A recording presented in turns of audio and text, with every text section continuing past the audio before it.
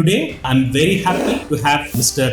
Ammbesh Patel from Raipur, Chhattisgarh. He is the founder of Alphabet Capital and Realtors. What made him choose real estate and how it has been very successful for his career so far. I was an accidental realtor. I never thought I would be a realtor when I quitted my job. And I gave myself 90 days. Fortunately, on the 42nd day of my quitting the job, I got the first real estate breakthrough. How did you actually handle buyers? I would advise stick to 5 projects, don't diversify too much. Because having too much options confuses the clients also, and you can't focus on your sales if you have too many projects in hand. What is corporate leasing? It will be helpful. Corporate leasing is like renting out office space and retail space to various corporates like Axis, Bandhan, Bombay Stock Exchange, NJ, Tatas, like major brands. How does the commercial work for a realtor? Commercials was like if we lease a premises for 9 years, 3 plus 3 plus 3. How did you evolve in networking? I nurtured my relationships very well by giving add-on services, state-of-the-art services.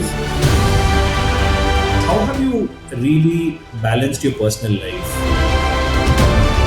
Whenever I travel, I tend to take my family along, at least give them 2 to 3 domestic vacations a year. For movies, we instead of choosing weekdays, realtors normally are self-employed.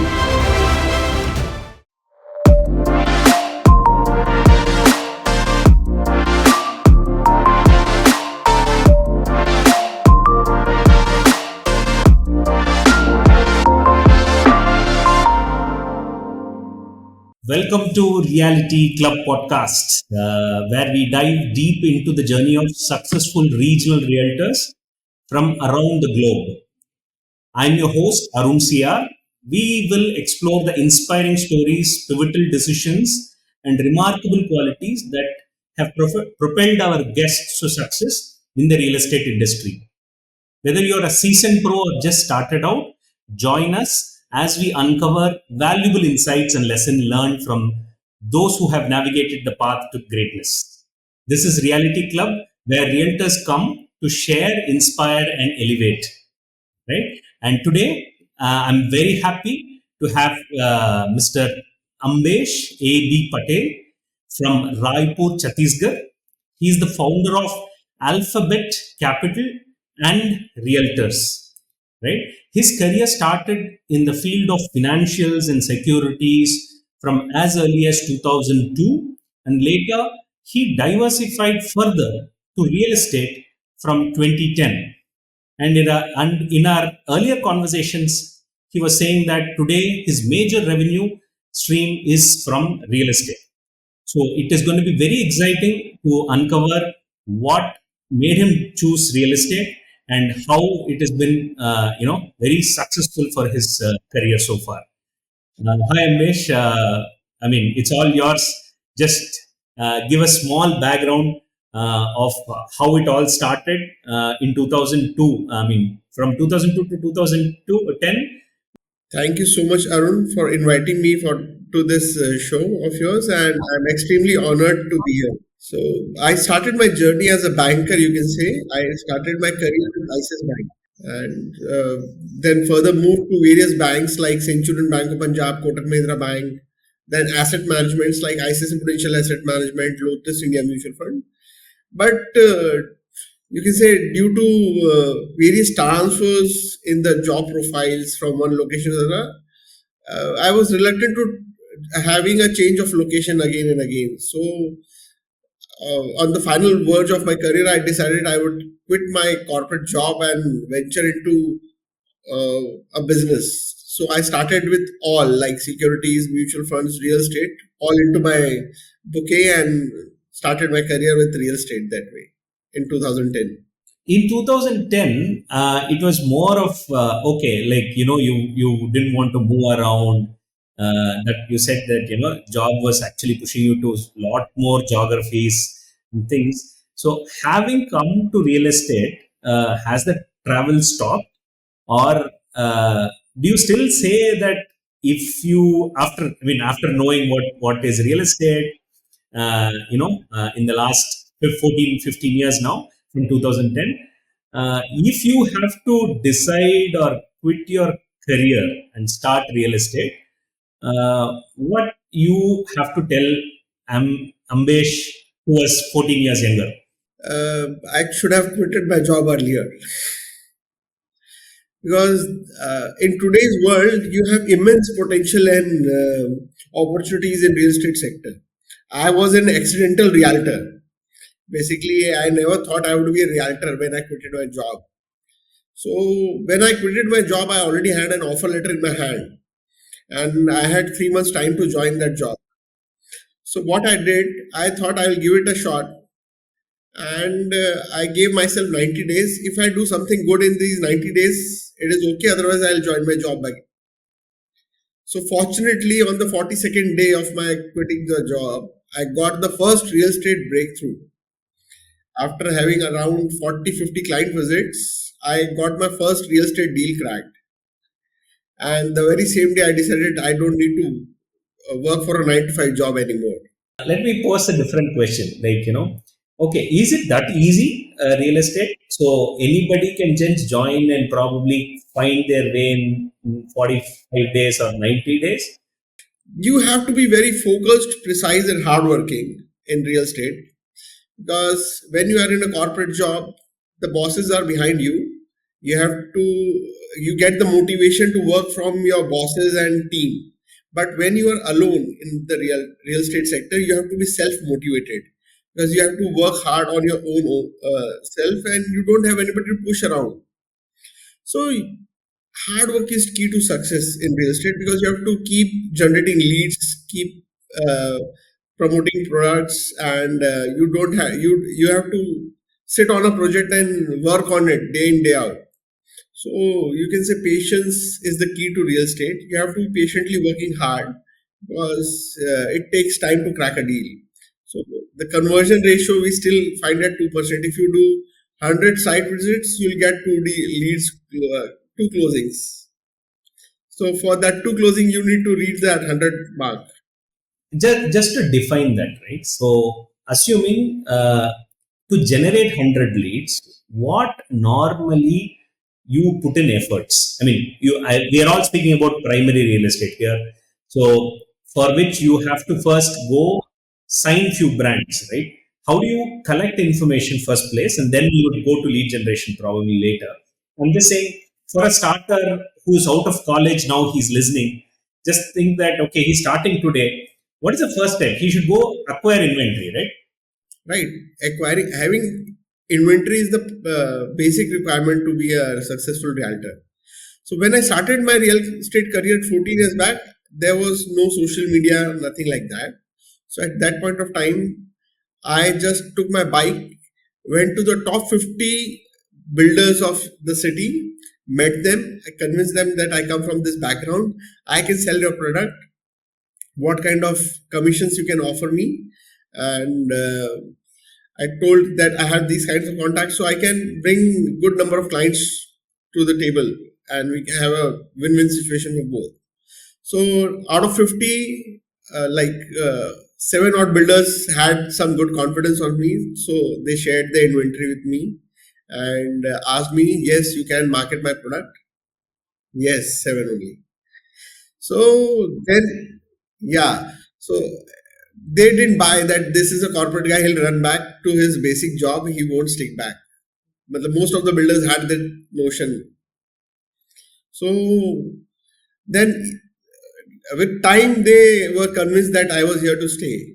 And the newer builders started calling me to get their product and project marketed by us. I wanted to just ask, to build that builder's confidence initially. See, that time I'm sure even you were new to that real estate space, right? I mean, you would have probably, I mean, all of us on day one, we won't be that smart as today, like as we grew up, right?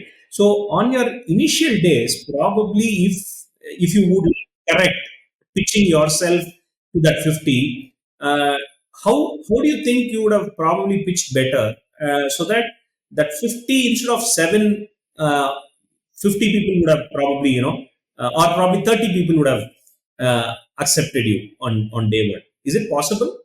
Yeah, I like at that point of time, the real estate sector was very unorganized.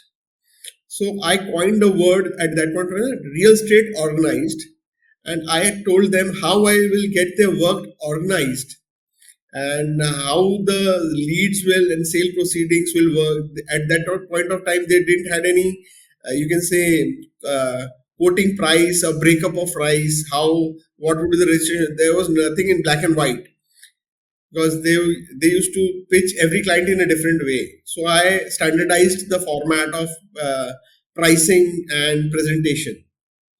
So this came from my experience of selling of bank accounts and mutual funds at that point of time, which had very low acceptance. So change is difficult. Not everybody accepts change easily. Absolutely. So my another point is, say, assuming you had, I mean, that time you had only 7 out of 50 of your top 50, right? That time you would have gone on to lead generate, and certain buyers would have probably be asking for the remaining 43 builders, right? What you had was 7.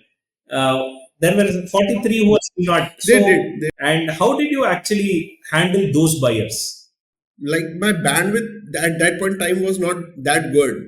So I thought I would give it a chance. How many, as many products I can or projects I can get on board, that would be my, you can say, maximum product on shelf, have maximum clients.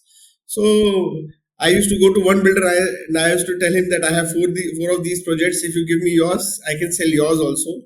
So slowly and steadily, in next 1 to 2 years, I had almost 20 odd projects in my bucket. But like everybody cannot be your client. Same way is not, you cannot market every builder's project at one go. So I was very happy with the projects I had in my hand. And now, to my younger self, if I would advise, stick to 5 projects. Don't diversify too much, because having too much options confuses the clients also, and you can't focus on your sales if you have too many projects in hand. So I learned this in last 15, 14 years. Wow. Okay. So less is good, is what you're saying. So today you would probably go and take an exclusive mandate of many and then probably sell. Is that how you do today? From there to now, what is the transition? Yes, we tend to take mandates of selective projects now. We don't go for every project. We do analysis whether we'll be able to, how much sales we'll be able to close, what kind of demand is there in the area. So our perspective has changed over the years, and now the prospecting has also changed. Now we use Instagram ads, Facebook ads. At that point of time, we used to give paper ads, newspaper ads. So times and technology have evolved. Evolved. Okay. Nice. Super. So, if I just have to ask you, in this career of this 20, almost 20 years, right? Now, what is the pivotal moment or decision in your career uh, that shaped you as a realtor today?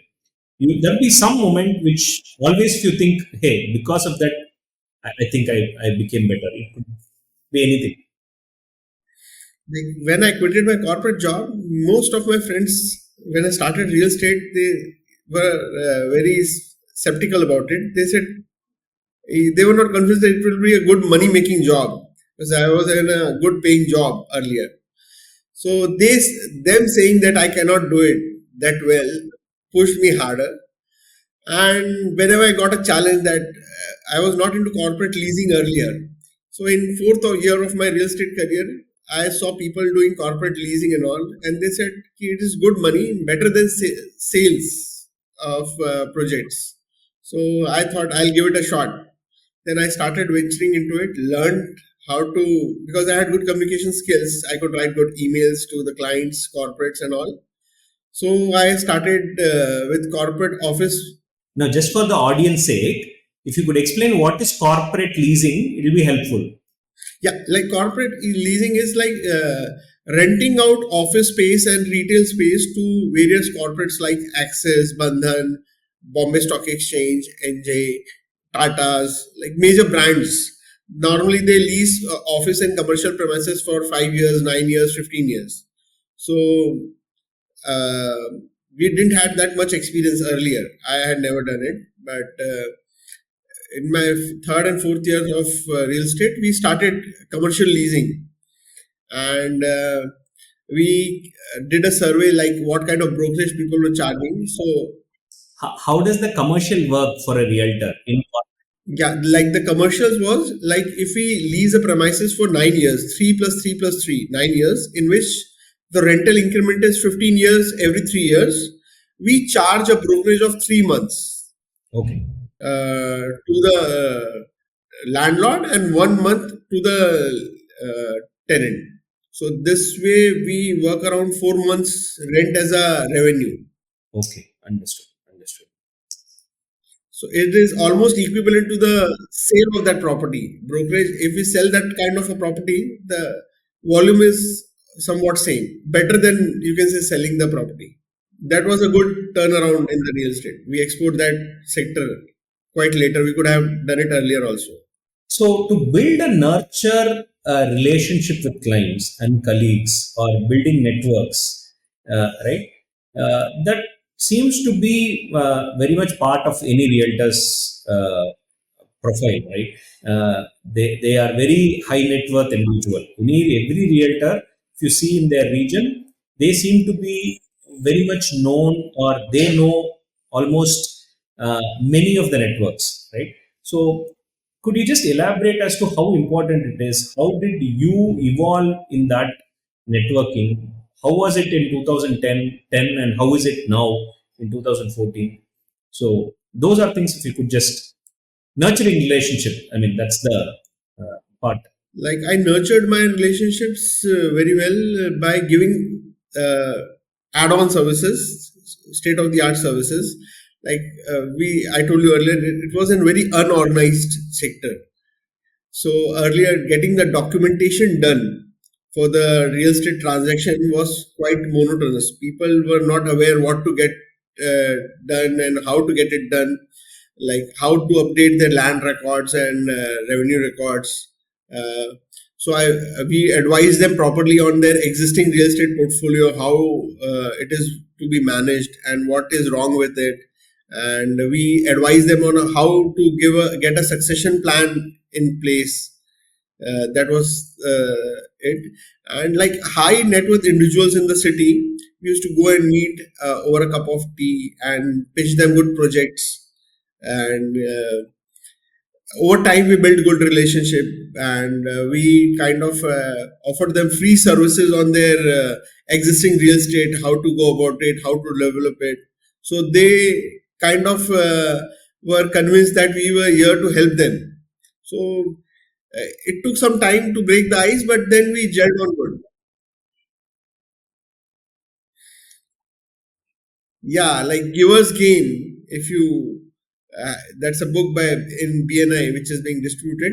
So the more you give, the more you gain. What are the characteristics do you believe that was instrumental or some any of the realtors today must have before if you feel that they don't have these characters, they're not fit to be realtor. I mean, if you want to give some traits or character or personality to realtors, what would that be? For instance, there was a previous interview I had where he said shyness, right? No, he said shyness or being an introvert is not a personality or a character of a trait. He said, yeah. Yeah, I would put it other way. You have to be shameless in this profession. You have to keep knocking the door until unless somebody opens it. You have to be shameless to knock the door 100 times, 500 times, and thousand times unless the door is opened. Until unless you keep on knocking the door, it won't open. Maybe not the door, but the window might open. So you have to be patient and perseverant. Because you will have n number of no's before a yes. So you have to be shameless in this profession because I tell you, like my telecallers tell me, ki they make 500 calls in a week and they only get three yeses. I say you have to focus on that yes only. Don't focus on that no's. How big is your team? We have a very small team. You can say one telecaller, five people. You can say all including five. We have a good number of you can say network agents like a good professional agents like us. Like we have an association, local association. Apart from that, people who are doing good real estate, we network with them and do business. Because having a good network of realtors is very important in this because you can not every property can be sold by you directly. You have to have a good network because your network is your network. Mm-hmm. Fantastic. So I would suggest young realtors to have a good network of friends, families, and associates. How how do you balance? I mean, how do you balance personal versus professional? Because real estate typically, I mean, buyers tend to come on weekends, right? Their free times are weekends and festival days. Right? Even today, being Ramzan, I won't be surprised if people probably would walk into your office today, right? So vis-a-vis this, you on a weekday level, you would have to go towards nurturing the relationship with builders, inventory side, supply side. You have to just go and keep nurturing, and probably weekend you would have to somewhere talk to buyers and things like that. So over these years, how have you really balanced your personal life? What is it even possible to get vacations for realtors, uh, time for yourself? Yeah, it's a good one. Like whenever I travel, I tend to take my family along and at least give them 2 to 3 domestic vacations a year. And like for movies, we instead of choosing weekends, we take weekdays. So lesser rush, easy to watch movies. That's the best part. And Sundays, like my team, everybody is working on Sunday. We normally keep a weekly off on work weekdays, so that's the way we deal it. And you have to manage family and work life. It is part of everybody's life. You have to manage it both according to their preferences. You have to keep family first. And with all these things, right, with such toughness, with such a prominent business real estate is, uh, I still feel realtors have not gained their proper respect in the market. uh, because whenever at least I have seen, or I've interacted with many people, as soon as they hear real estate, right, they tend to have certain notions in their mind, right? Whether they really don't care about how much business you do, how many sales you close per month. Those are things which never come into their head, right? A realtor vis-a-vis probably an insurance salesperson or a telecom salesperson, or a software engineer today, or an IT guy who works for an Infosys TCS, right? Vis-a-vis, why do you think this realtor, or when do you think realtor will get that piece of uh, thing? So my point is, realtor's job or realtor as a business, because realtor has to run a business, pay salaries to their employees. You have been paying salaries for at least now from 2010, which is 15 years. It's not a joke, right? But uh, vis-a-vis this, any other today's startup who probably starts up tend to have a much more glorified or glamorous position in newspapers or our environment or surrounding.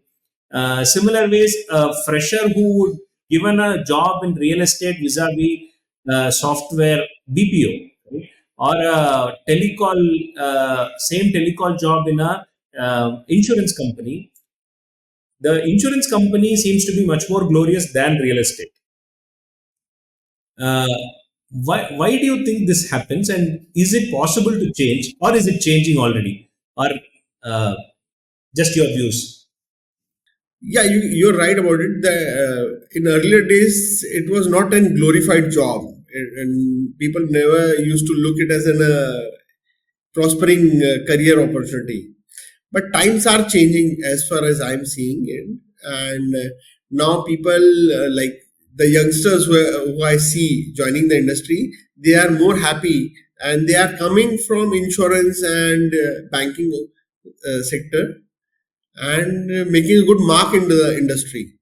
And, I think it will take some time for the conviction and clarity of the image of a realtor to build again, because a lot of wrongdoing and you can say sham imaging of this profession was done earlier, but like globally it is a noble profession. If you look at developed countries, the kind of real estate like China sells in a year, uh, we are just one, not even one fifth of that market size, and they have been doing this consistently for more than a decade now. So the kind of population we have, housing and real estate is going to be a big market. It has a very huge opportunity going ahead for next 10, 20 years.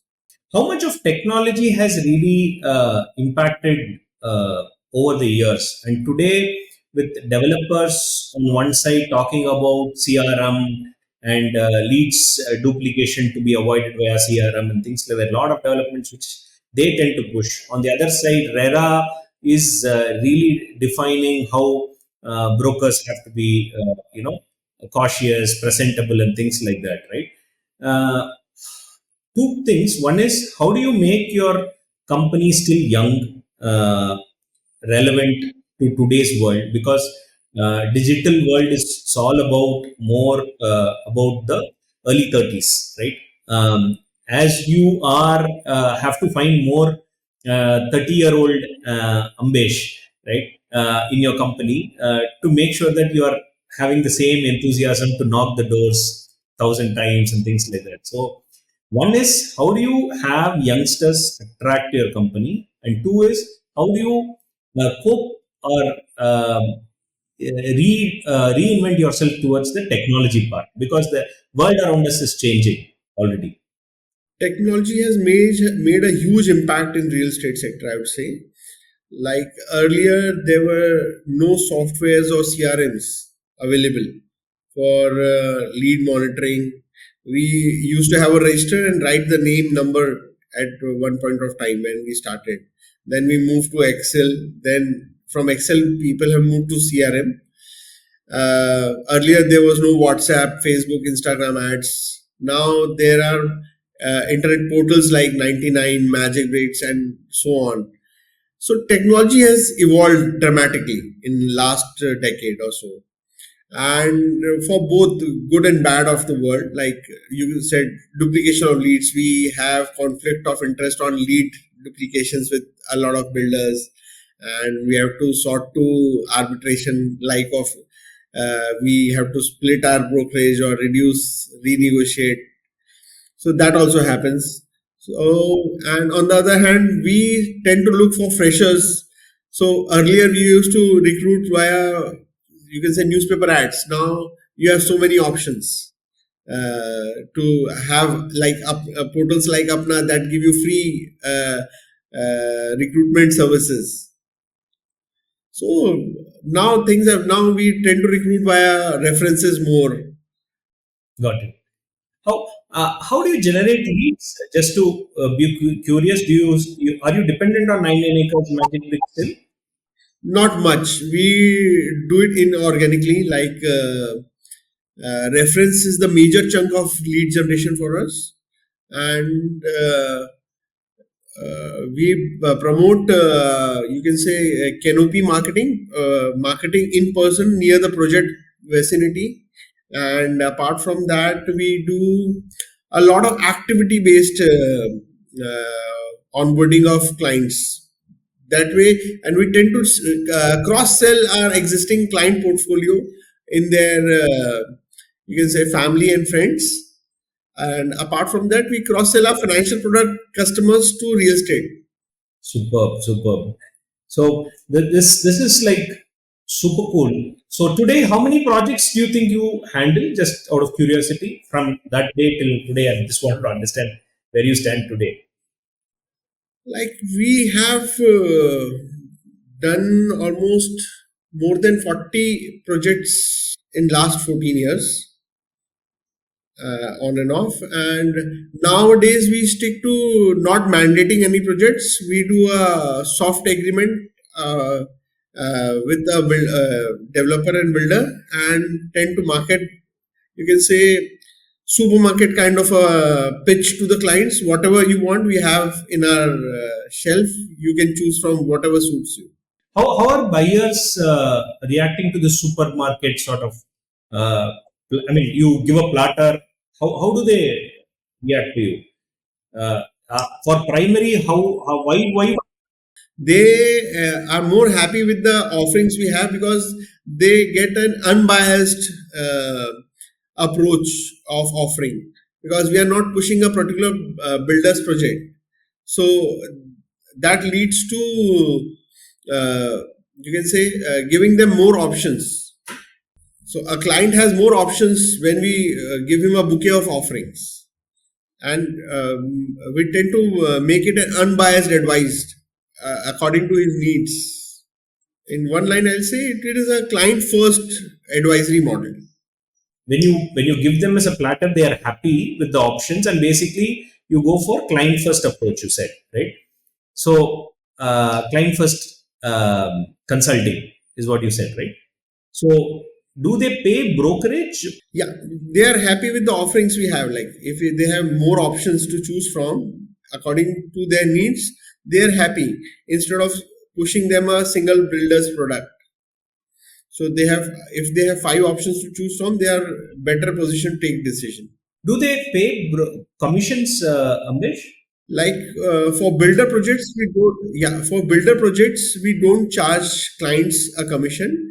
For a resale project or resale unit, we charge clients also a commission. For resale, he becomes your seller, right? So typically he pays. Yeah, yeah, he's the seller and we have a buyer, because we charge 1% commission from both ways in the case of a resale property.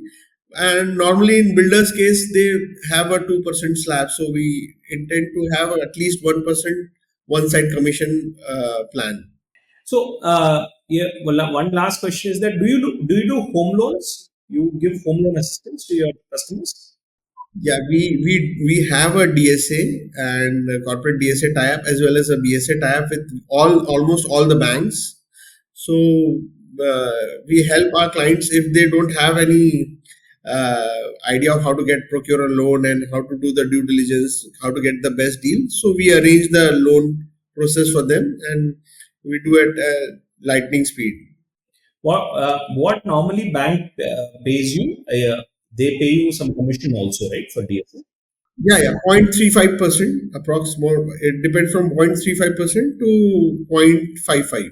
I'm almost brilliant to know how a person who's from financial and securities who diversify into real estate. So I see Ambesh as more a salesperson, right? Who could sell anything as long as there is a product with him, right? I think as soon as when you got into 2010 into your own company, you became free as a salesperson, could pick up real estate, and that is most costliest consumer good there.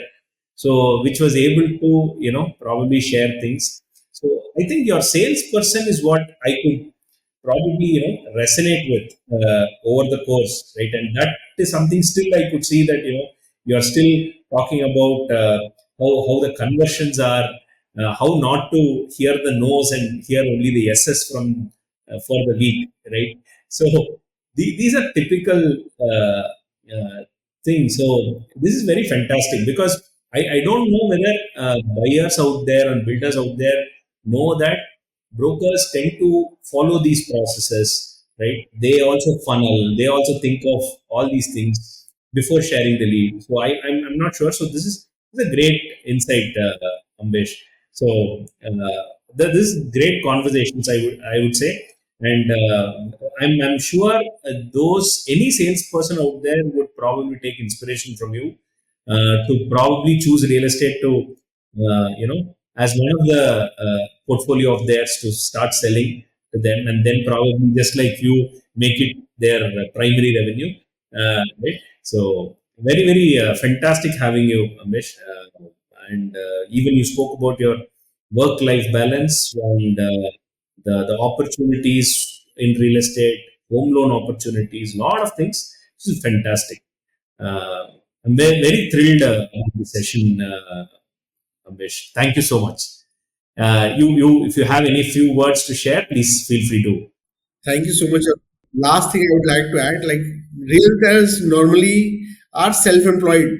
So when you are a self-employed, you are the highest paid employee of your organization. So in real estate sector, to be an entrepreneur is very difficult.